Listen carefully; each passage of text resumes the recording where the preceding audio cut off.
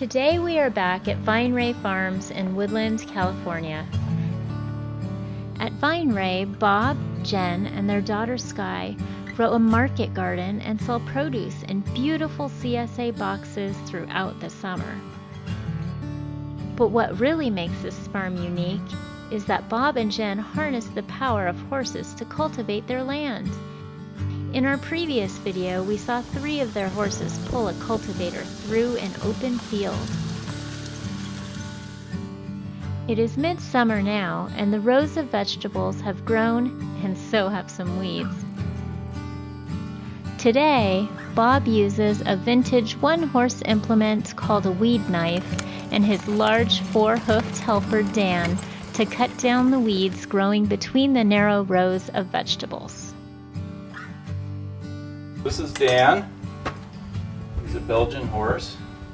He's about 15. He's our oldest horse, and we had an older horse named Mike, who we sadly lost a few months ago. And Mike was the one who always did all the one-horse jobs in the garden, cultivating and things that take a lot of skill and a careful horse. And so, because Mike was gone, I had to press Dan into service. And he's turning out to be an excellent cultivator horse. And he's faster than Mike was, so we get the work done more quickly. He's doing pretty well.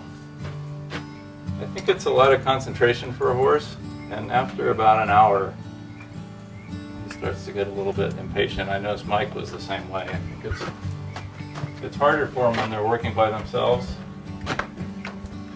than when they're working in a team and they can rely on the other horse. So he's doing a good job. So we're going to go out and do, we're going to work up and down the rows in the market garden with what's called a single horse cultivator.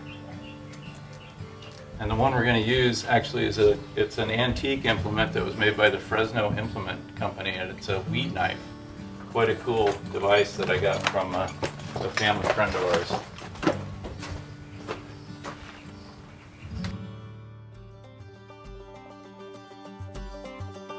Okay, buddy, let's head out.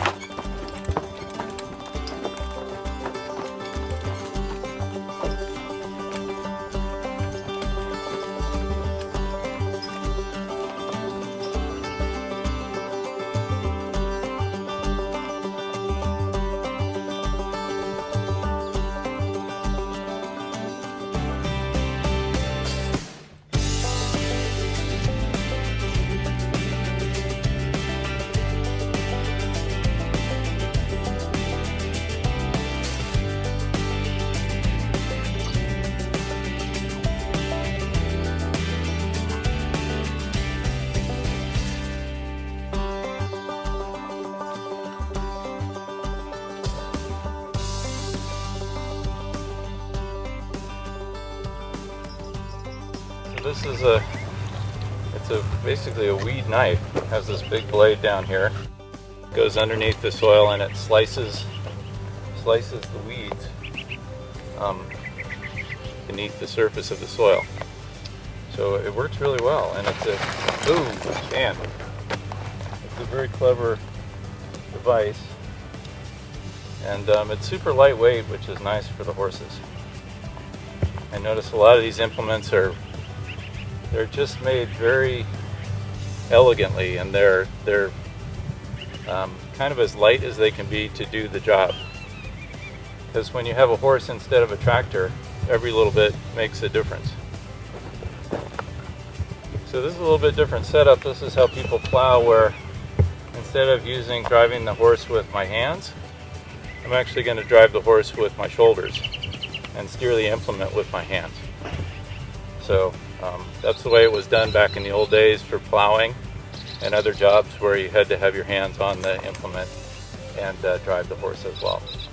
But fortunately, Dan's pretty smart, and once we point him down the row, he pretty much knows what to do and where to go. So I can really concentrate more on the plow itself. So let's see how it goes here.